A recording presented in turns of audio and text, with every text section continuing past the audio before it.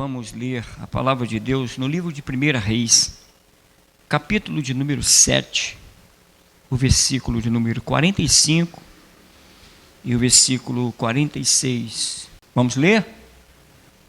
E os jarros, ou caldeirões, como está ali, as pás e as bacias da aspersão, todos esses utensílios que Hirão fez a pedido do rei Salomão para o templo do Senhor, eram de bronze polido.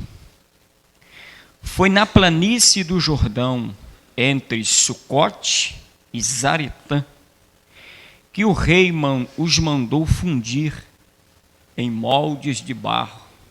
Amém? Sentai-vos, meus irmãos. Todos já perceberam que o texto em questão retrata sobre os utensílios que o rei Salomão, a pedido, que Hirão, a pedido do rei Salomão, fez ou construiu para o templo do Senhor. Claro que especificamente não vamos falar da construção do templo, mas dos utensílios, e aqui ele cita alguns, não é? E é importante dizer que há dois Hirão, não é? Na Bíblia, ou talvez mais, mas especificamente esses dois. Um era rei de Tiro e amigo de Davi. Davi fez no seu tempo, era um homem de guerra, mas houve um tempo que Davi fez aliança com vários reis. E quando Salomão assumiu o reino de Israel, isso caracterizado até pelo seu nome, que significa pacífico ou paz, o reino de Salomão estava em perfeita paz. Todos os reinos ao redor haviam sido pacificados ou tinham paz com o rei ou o reino de Israel. E havia, um amigo de Davi, particular de Davi, chamado Hirão, e o beneficiou muito, principalmente na construção do templo que Salomão executou, cedendo madeiras, muitos materiais para a construção do templo. E além disso, ele também enviou um homem cujo nome era Hirão, que era um artesão, aquele que trabalhava com o ouro, com metais. E se você olhar o ornamento, os detalhes das peças, por exemplo, a Arca da Aliança, o castiçal, o altar de bronze, a mesa dos pães da proposição, foram bem feitos com muitos detalhes. E aqui ele faz menção até de alguns, as pás, as colheres, as jarros, as bacias, tudo isso foi feito nos mais mínimos detalhes. É interessante que o nome Hirão significa amigo de um poderoso. E eu estava conectando alguma coisa, porque se eu volto o contexto, eu vou lá para o tabernáculo, quando Deus mandou Moisés erigir o tabernáculo, e também houve a construção de umas peças, E quem que trabalhou na peça? Foi Bezaleel, cujo nome significa sombra de Deus. Quando Deus mandou Moisés construir o tabernáculo e as peças, na verdade, tanto o tabernáculo quanto as peças era a sombra dos bens futuros. Ou seja, Deus, daquilo que havia no céu, Deus mandou construir na terra. Então, da terra era a sombra das coisas celestiais. E engraçado que juntou perfeitamente com a conexão do nome Bezaleel. E o nome Hirão tem tudo a ver com o que nós vamos pregar aqui. Mas vamos lá, meus irmãos, as riquezas do texto. A Bíblia diz que os jarros, as pás, obrigado JV, as bacias, da aspersão, todos os utensílios passaram na mão de Hirão. Há um detalhe importante que a Bíblia diz que todos esses materiais foram feitos na planície do Jordão. Em outra versão, no Vale do Jordão. E você vai ver que tem vários tipos de materiais, não é? Pás, caldeirão, bacia, colher, e aí você faz uma lista. E a gente conectando isso, porque aqui, irmão, não há apenas a construção de alguns materiais, de alguns objetos. Deus não está preso apenas na construção desses utensílios, no templo, mas há uma mensagem muito mais penetrante, muito mais profunda, porque a visão que a gente tem, às vezes, só está na superfície, mas quando a gente vai cavar, quando a gente vai mergulhar nos detalhes, a gente vai perceber que Deus, Ele é muito dinâmico, não é? Ele não apenas quer passar uma mensagem, mas Ele quer passar várias coisas, nos ensinar verdades espirituais. E como havia essa variedade de utensílios, e como aquelas peças eram utilizadas de forma diferente, não é? Os garfos, os caldeirões, a bacia, o altar, etc., também nós somos usados de forma diferente, mas todos nós, assim como aqueles utensílios passaram pela mão de Irão, nós também passamos pelo processo da mão de quem? Veja que Irão é amigo de um Todo-Poderoso. Aí, irmã Tuane, a Bíblia diz que o Espírito Santo, diz a Bíblia no livro de João, que o Espírito Santo é amigo do noivo. Então, e ao mesmo tempo, é o amigo do noivo que adorna a igreja. Então, todo aquele processo das peças do tabernáculo, do templo, passaram pela mão de Bezaleel, depois pela mão de Irão, eles foram ornamentados, aperfeiçoados, tinham um processo, passava pela mão de Irão, e todos eles tinham detalhes, eram usados de formas diferentes. Assim, o amigo do noivo, o amigo do Todo-Poderoso, que é Cristo, trabalha em nós para que sejamos instrumentos de Deus na sua casa. Isso é importante. Agora vamos mergulhar mais um pouco. A Bíblia diz que todos estes utensílios foram feitos na planície do Jordão, entre Sucote e Zeratã. Ou seja, parece que eu estou vendo aquele artesão chegando para construir todos aqueles utensílios. E aonde que vai ser construído agora? Vai ser lá na planície do Jordão. Bem, deixa eu pegar aqui um meio de orelha, mas deixa o Jordão. Irmão, o Jordão tem um sentido, um significado biblicamente muito profundo. Primeiro porque fala de milagre, não é? Nós lembramos aí o milagre que foi operado quando Israel passou pelo Jordão, Deus dividiu as águas. O Jordão também fala de renúncia. Me lembro quando Elias disse para Eliseu: olha, Eliseu, eu estou para ser elevado ao céu, então tu me pede o que tu queres, etc, etc. Aí disse assim: olha, eu vou para Jericó, aí fica aqui porque eu vou para Jericó. Aí Eliseu disse assim: não, eu quero, aonde o Senhor for, eu vou contigo. Aí um certo disse assim: fica aqui porque o Senhor me enviou ao Jordão. E lá no Jordão tinha uma mensagem específica que envolve renúncia, não é? Por outro lado, quando eu vou para o livro dos evangelhos, eu vejo Jesus sendo batizado no Jordão. Então tem muita relação, tem relação com o batismo, e aí não envolve só o batismo em águas, que é a nossa conversão, e a palavra batismo tem a ver com imersão. Então quando a gente aceita Jesus no âmbito da conversão, a gente abandona o mundo e entra no evangelho de coração e alma. Mas há um outro batismo, que é o batismo com o Espírito Santo, é quando Deus nos mergulha num ambiente espiritual. Então, meus irmãos, tudo tem a ver com a nossa vida espiritual. Agora, me parece que eu estou vendo Salomão dizendo para Irão: Irão, todo esse material será feito na planície lá no Jordão.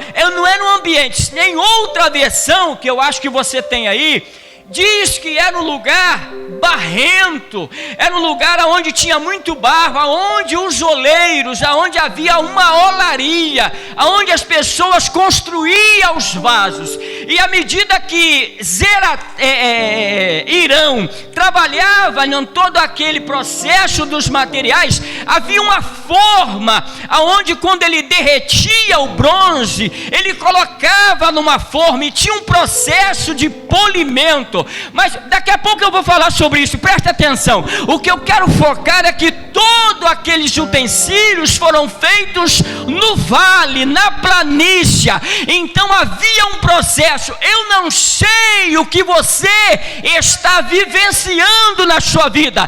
Agora, o que eu tenho para te dizer é que Deus está construindo o seu caráter, trabalhando em você, e Ele não está trabalhando no palácio, no lugar luxuoso, mas Ele está trabalhando no vale. Talvez você não esteja entendendo, mas é no vale que Deus molda o nosso caráter, é no vale que Deus nos leva a reconhecer o seu senhorio e reconhecer a nossa miserabilidade. Deus nos conduz no vale, porque é lá no vale que nós vemos a grandeza de Deus. Deus tira o nosso ego, Deus tira o nosso orgulho, Deus tira a nossa vaidade e nos eleva no âmbito espiritual.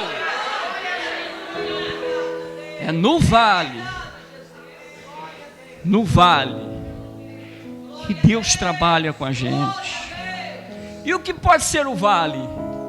Às vezes é o silêncio de Deus, às vezes tem coisa que a gente faz e não dá certo, é uma enfermidade que chega quando a gente não está esperando, a gente planeja tudo certinho e dá tudo errado. Isto é vale, problemas. Você mal saiu de um problema, você enfrenta outro, dificuldades, mas é neste vale, é nesta prova que Deus está trabalhando, Deus está agindo. Você não está percebendo, porque o que vale aqui, irmã Claudilene, não é apenas a construção do utensílio, mas como que foi feito, todo o processo. Talvez você está dizendo assim, está demorando, eu estou sofrendo, eu não estou entendendo, e daqui a pouco você vai ver aquilo acontecer num piscar de olho, mas você até não percebeu o processo, porque durante o processo você cresceu, você tem mais maturidade, você tem mais visão. A sua vida espiritual antes era uma coisa, hoje é totalmente diferente. Por quê? Porque Deus não se prende apenas na construção de objeto, mas no processo que Ele está trabalhando em você. É no vale. E daí a gente vai perceber algumas coisas. Onde vai ser feito? No vale, na planície. E aonde que é? Qual é esse ambiente? No lugar barrento. Aí eu não posso me esquecer do profeta Jeremias. Deus queria dar uma lição para o profeta, para que ele entendesse a mensagem a Israel. Disse assim, Jeremias, desce à casa do oleiro, porque há uma junção de mensagem. Para vivermos uma vida espiritual, Deus faz assim, sobe o nível de santidade, sobe o nível de obediência, sobe o nível de humildade. Mas por outro lado, vai assim, desce, abra mão do orgulho, abra mão da vaidade, abra mão da mentira, do pecado. Então, para um âmbito positivo, a gente tem que subir, para o âmbito negativo, a gente tem que descer. Desce lá, Jeremias. Aí Jeremias foi lá, ficou observando. O oleiro estava sentado, aí tinha uma rodando, um pedal, tinha uma rodando, à medida que ele rodava ali, tipo uma bicicleta, tinha uma roda aqui em cima, onde o oleiro colocava o barro, tinha um eixo central, na vertical, um tubo, ele colocava o barro, e à medida que ele ia movimentando com os pés, a mão também trabalhando, ele trabalhava com os pés e com a mão ao mesmo tempo. Deus trabalha na sua vida, na nossa vida, no âmbito material e no âmbito espiritual. Ele nos ensina verdades espirituais. Agora, como é que é o processo? Eu não posso parar muito aqui, mas eu vou dar só um flash. Como é que era feito o vaso? Primeiro, existem cerca de 210 tipos de barro, mas apenas 8 servem para fazer telha, para fazer tijolo, para fazer vaso, porque os outros vasos não aguentam pressão. É a mesma coisa hoje, por exemplo, na construção civil. Você pega um tijolo, se você deixar aí 2, 3 dias na chuva, e derrete tudo, porque é barro ruim. Antigamente, nós desfazemos a igreja aqui, o tijolo, irmão, nem na marreta quebrava, porque o barro era muito bom. Aí o que acontece? Ele escolhe, o oleiro vai lá e escolhe: não, esse barro não serve, esse também não serve, esse barro aqui serve. Não tenha dúvida de que Deus te escolheu. Levante a mão assim para o céu: Deus te escolheu, você é vaso de Deus. Aí Deus te escolhe, mas isto não é o suficiente, não é o suficiente. Aí o oleiro vai lá com a escavadeira e pega o barro e vai lá para o ambiente da olaria. Ali ele vai fazer todo o processo, vai colocar água para amolecer o barro. Assim é a palavra, que é a água da vida, que nos molda, que nos amolece. E daí vai tendo o processo. O que acontece? Até da liga. Quando dá liga, ele coloca um bocado de palha para dar sustentabilidade ao barro. E depois de tudo isso, vai colocar o barro ali para curar. Pega o barro, irmão, esse ali, coloca lá no cantinho para ele apanhar resistência. Liga. E assim tem hora que Deus nos tira do palco, Deus nos tira de privilégios, de honra, e nos coloca lá no canto. A gente pensa assim: Deus esqueceu de mim, Deus não está trabalhando para mim, não está nada. Você está no cantinho, você está sendo curado, você está sendo trabalhado, Deus está agindo na sua vida. E no momento certo, o oleiro vai falar assim: tá bom, já curtiu o suficiente. Vai te pegar com a mão dele e vai colocar para ser trabalhado de forma especial. Depois de feito o vaso através do barro, coloca-se dentro do forno. E a telha, o tijolo, por exemplo, fica 7 dias e 7 noites no forno queimando, para tomar resistência. Assim é a nossa vida, pastor Cabral. Nós somos colocados no fogo da provação, porque é dentro do fogo da provação que Deus vai moldando o nosso caráter. A gente leva pancada daqui, a gente leva pancada daqui, leva prejuízos daqui. Daqui a pouco alguém nos ofende, daqui a pouco alguém não nos entende. A gente faz tudo certo e dá tudo errado. Mas o que é isso, Senhor? É Deus trabalhando em nós, é Deus construindo em nós o caráter de Cristo. É por isso que o Espírito Santo é chamado de Espírito de Santidade. Ele é chamado Espírito Santo relacionado à sua natureza, porque Ele é santo.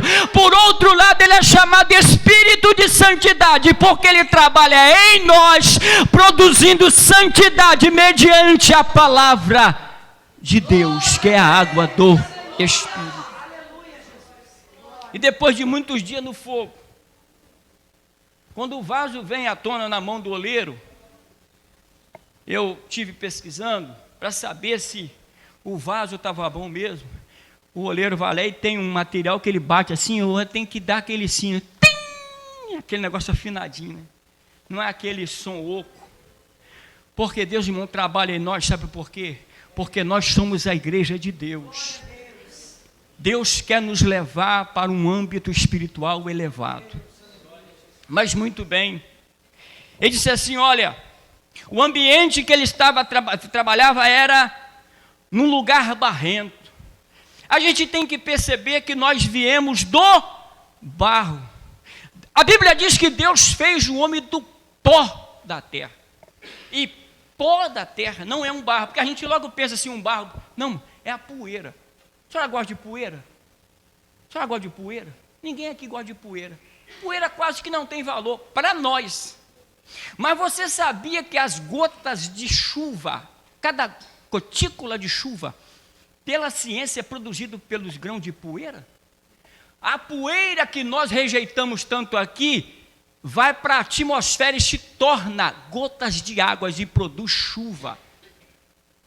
Deus pega a poeira que nós rejeitamos, que qualquer oleiro iria rejeitar, junta aquela poeira e ele faz o homem através do pó da terra. Aquilo que o oleiro natural desprezou, Deus disse assim: não tem desprezo não, vem para cá, porque Ele é oleiro por perfeição. Eu e você não valíamos nada, mas Ele nos fez vaso na sua casa. Ambiente barrento, não se esqueça do lugar que você veio. Não, a gente não pode esquecer quem somos. Tem muita Satanás assim: eu vou subir além das nuvens. Ele esqueceu que ele era criatura. Ele esqueceu que tudo aquilo que ele tinha um Deus acima dele, que ele era servo. Não esqueça do lugar que você veio. Você é pó, somos cinza, nada somos. Mas a Bíblia diz que como vasos de barro. Paulo disse assim: que as riquezas de Deus, que os segredos de Deus, que as profundezas de Deus estão colocadas num vaso de barro, para que a excelência do poder não seja nossa, mas seja dele, de Cristo Jesus.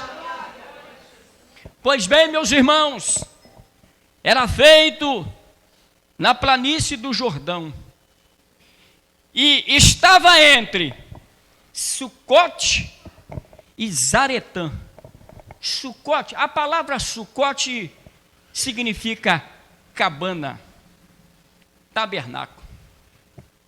Quando Jacó saiu da sua terra, ele chegou em Sucote, por isso este nome. Ele construiu uma cabana. E você sabe o que significa cabana, tabernáculo? Lugar de habitação, casa, lugar de moradia. O que isto tem a ver com o texto e com a gente? Muita coisa. Por exemplo, quando o povo de Israel saiu do Egito, Deus disse assim: Moisés, este povo não me conhece. Me conhece só pelo nome, muito pouco ainda. Vamos fazer o seguinte: eu quero que tu construa um tabernáculo no deserto. Sabe por quê, Moisés? Eu quero morar entre o meu povo. Eu quero habitar no meu povo. Deixa eu te dizer uma coisa: Deus não quer um relacionamento com você de vez em quando. Deus não quer estar com você apenas quando você precisa dele. Quando você tem um problema, quando você quando a enfermidade chega na sua casa, quando o desemprego falta, porque nós somos assim. A gente só vai até ele quando o problema nos aperta. Mas Deus está nos ensinando: não, meu filho, eu quero construir uma casa, eu quero morar dentro de você, eu quero ter intimidade, eu quero ter relacionamento. E aí, eu estava lendo, eu estava estudando, e aí eu me deparei com o texto de Gênesis, que diz que Enoque andava com Deus. E aí você vai entender várias vezes assim, várias formas de interpretar. Alguns pregadores dizem que Enoque andava abraçado com Deus, outro de mão dada, etc. Mas eu gostei de uma aplicação de um doutor que eu li, e eu até me esqueci o nome, eu sou muito esquecido, mas ele disse assim: olha, que aquele termo andar com Deus, e eu quando eu era criança, a gente fazia muito, eu mesmo fazia com meu pai, e eu acredito que você fez aqui, não sei o grau da sua intimidade com seu pai, mas criança, a gente colocava o pé no pé assim, o pé dele era grande, o nosso era pequenininho, aí colocava assim, dava a mão, aí andando assim, ó. Quem já fez isso aqui? Levante a mão. Alguém já fez? Já fez? É isso que Deus faz. Deus é grande, irmão, grandioso. Vamos andar, Enoque. Relacionamento, intimidade. Eu te pergunto, como que está o grau da sua intimidade com Deus? É longe ou você está perto? Você tem intimidade? Levante a sua mão. Olha, saia, pai, cabe a nácia. Deus quer estreitar esta comunhão. Deus quer ter um relacionamento mais íntimo, mais de pertinho.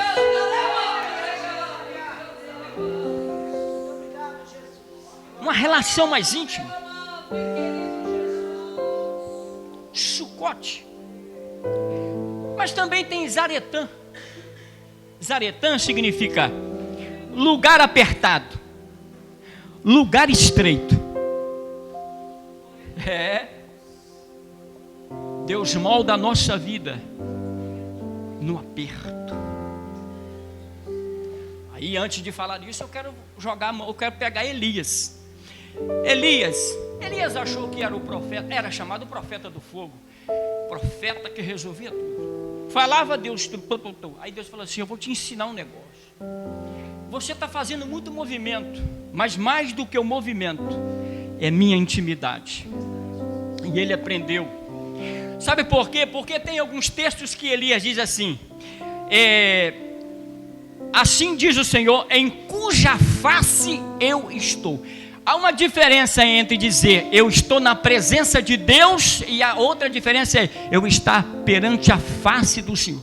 Estar na presença de Deus é um nível de intimidade, mas estar perante a face dele, foi isto que Moisés disse: Senhor, eu não quero apenas estar contigo, eu quero ver a tua glória.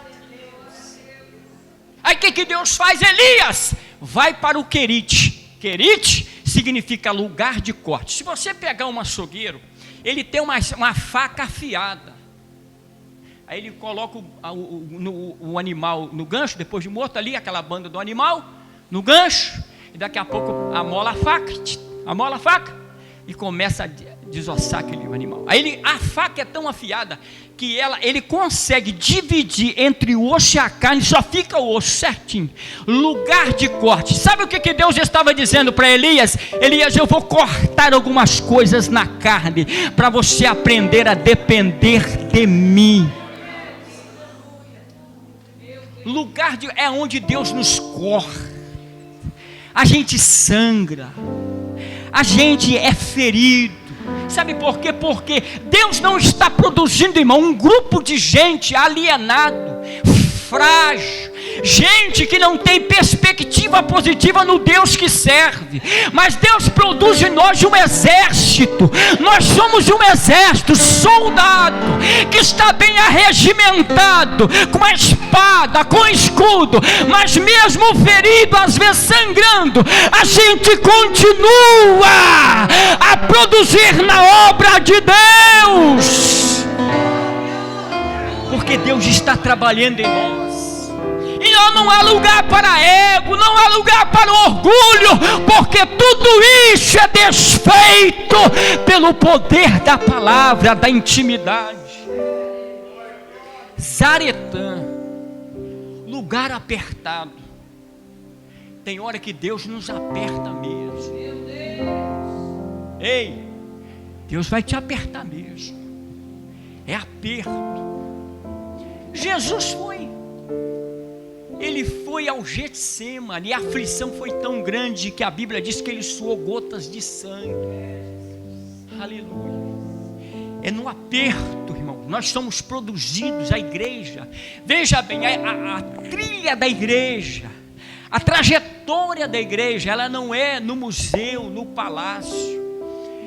A trajetória da igreja é no deserto. Você sabia que a igreja não está acostumada com elogios, com glória humana?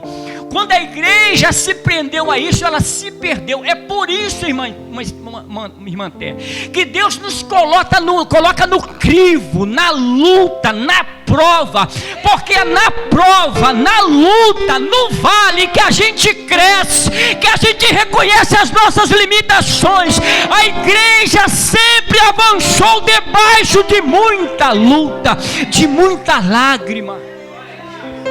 Mas às vezes a gente desconhece esse segredo, porque a gente acha que quando Deus nos prova é porque Ele nos abandonou, porque Ele está nos desprezando. Não, quando Deus nos coloca no vale, na prensa, Deus está dizendo: meu filho, eu estou te ensinando, você está passando por um processo, não é apenas o feito, mas o processo dele. Eu vou te fazer a galgar coisas grandiosas. Levante a sua mão para o céu. Deus quer trabalhar em você de maneira especial. Ele quer te dar isso que você está pedindo, mas antes disso, Ele quer trabalhar em você de uma maneira especial. Às vezes nós não entendemos. Aí Ele nos coloca no aperto. Eu me lembro de quando Israel saiu do Egito, aquela multidão, quase 3 milhões de pessoas. Daqui a pouco tiveram a informação de que Faraó estava vindo atrás. Aí Deus disse assim, ó, vai pelo caminho do deserto. Aí a Bíblia disse assim, Deus disse a Moisés, acampa entre Migdol e Pi-Hahirote. Aí ele pegou o caminho. Quando chegou lá na frente, irmã, pastor Fábio, sabe o que aconteceu? Era um beco sem saída. Porque na frente tinha o mar. De um lado tinha montanha, do outro tinha montanha, e atrás o exército faraó. Como é que sai? E às vezes Deus nos leva num beco sem saída. Aí a gente fala assim, meu Deus, o que eu vou fazer? Os amigos foram embora, eu estou sem dinheiro, eu estou sem recurso, eu não sei o que fazer. Aí fala assim, pode ficar tranquilo, meu filho, porque eu já sei, eu já tenho tudo pronto. Já está pronto. Aí o povo começou a gritar, porque o exército faraó estava vindo, não tinha como subir as montanhas, não tinha como atravessar o mar. A Bíblia diz, irmãos, que Deus já soprou um vento oriental. Não foi a vara de Moisés, aquilo era apenas um simbolismo. A Bíblia diz que, olha o poder do sopro. Não foi assim, não. Não. A Bíblia diz que Deus soprou suas narinas. Saiu um vento e abriu o mar vermelho. Deus vai abrir este mar. Suporta este momento. Você está no vale, você está em Zaretã, você está escondido, você está no estreito, mas Deus lhe dará vitória. Para me encerrar,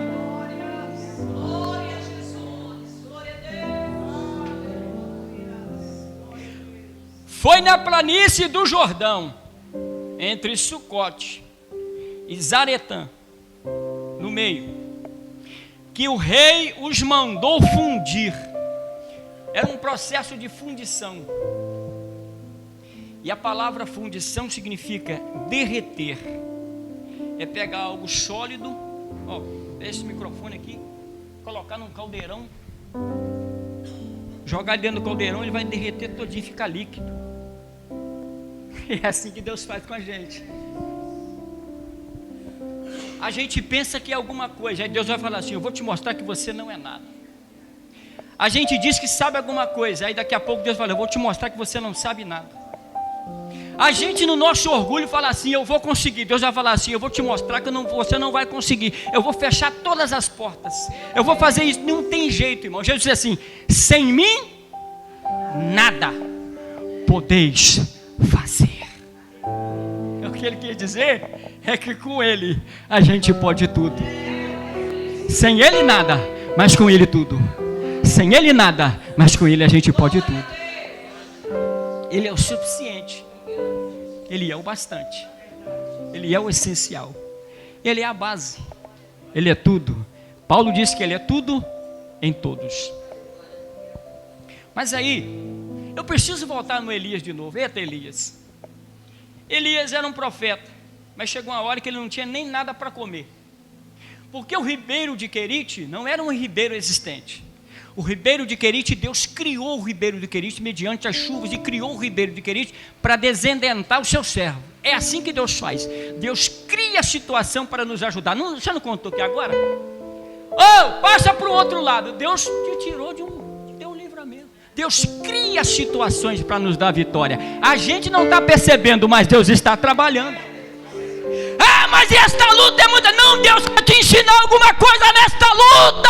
Pergunta a Deus, Deus, o que tu quer me ensinar através desta luta? Deus não trabalha em vão, irmão. Deus não permite nada em vão. Se a luta chegou é porque Ele quer te ensinar alguma coisa. Processo de fundição. Aí não tinha nada o que comer. Aí Deus disse assim, olha, Elias, você vai ficar lá apenas um tempo. A gente não sabe quanto tempo que Elias passou no Querite. Assim também eu não sei quanto tempo o senhor vai ficar na luta, e nem quanto tempo quando eu vou ficar na luta. Porque esse domínio de tempo da luta, irmão, esse ali, é só com Ele. E quando Deus te colocar no vale, não adianta o senhor correr, não tem jeito. Só Ele que te tira. Só Ele que dá a solução. Não adianta bater cabeça. Olha, se Deus permitiu você entrar no vale, no lugar estreito, que só dá para passar você, não passa orgulho, não passa vaidade, não passa mundanismo, só passa você mesmo, só assim, ó, e bem juntinho, se não dá, tipo o jiqui. Já viu o jiqui? Alguém conhece o jiqui aqui? Jiqui é aquele equipamento de pescar, né, que o camarada colocava o jiqui, o peixe ia, aí ia funilando assim, ó, chegava lá, o peixe não tinha como se virar, aí ele ficava lá, aí o pescador ia lá, pegava o peixe, assim, você está lá assim, com tanta coisa, né, é dinheiro, é fome, tal, você vai indo, aí você é bobinho, ele vai indo, quando chegar lá, não tem como eu voltar, não tem como eu ir para frente, não tem como eu ir para o lado, o que eu vou fazer? A sua saída, diga comigo, a sua saída não está na frente, não está nos lados, está em cima. Deus é o teu socorro e o teu abrigo. Fundi. Aí Eli, o negócio é o seguinte, agora eu vou mandar secar a água. Seca a água. Corvo, não tem mais comida. Elias, não acabou não. Agora você vai para um outro processo. Você vai para a terra de Tiro e Sidom, Sarepta, lugar de fundição. Lá se fazia deuses. E era o território de Jezabel. E Jezabel queria matar ele. Engraçado que Deus coloca Elias na cozinha de Jezabel, e Jezabel não tem poder de matar o profeta. Sabe por quê? Porque a nossa vida está escondida em Cristo. Escondida em Cristo. E lá ele chega, sem pão, sem comida, sedento, pede um pouquinho de água. E quando a mulher vai virar, não me traz só água, não, me traz um pedaço de bolo, porque eu estou com fome. Mas não é profeta, não tinha que ter abundância? Não, meu filho, profeta também passa por escassez, você passa pelo estreito. Aí diz assim, me traz um pedaço de bolo. Profeta, pelo amor de Deus, não faça isso. Olha, eu só apanhei 3 gravetinhos aqui, porque a quantidade de azeite que eu tenho, um pouquinho de farinha, não precisa nem apanhar muita lenha. Um pouquinho dessa lenha aqui, é pouco fogo para mim cozinhar, azeite, fazer um pedaço de bolo para o meu filho. E depois que a gente comer, a gente vai morrer. Aí, irmão, Deus usa o profeta. Quando a mulher se derrete, quando o profeta se derrete, Deus usa o profeta, dizendo assim, olha, faz o que tu fizeste, o que tu falaste. Mas faz o bolo primeiro para mim. Sabe por quê? Porque Deus espera de nós investimento no tempo da escassez. Sabe o que a gente costuma dizer? Quando Deus abrir a porta do emprego, eu vou ser dizimista. Quando Deus me dá um emprego bom, eu não vou faltar à escola dominical, não vou estar ativo, estou tá tranquilo. E quando eu me aposentar, hoje eu não frequento muito, pastor Fábio, porque eu estou trabalhando dia e noite, mas quando eu aposentar, eu vou trabalhar. Aposenta e não faz nada, tem dinheiro e não contribui. Deus vai trabalhar com você, vai te colocar no estreito, vai te colocar num beco sem saída, vai fechar o emprego, vai tirar o... Lembra do profeta Ageu? Recebia o dinheiro, colocava o dinheiro no bolso, o dinheiro ia caminhando pela rua. Aí quando chegava em casa, cadê meu dinheiro? Eu não tenho, né? Mas cadê meu dinheiro? Ué, eu botei aqui, ué. Tem não. O saco está furado.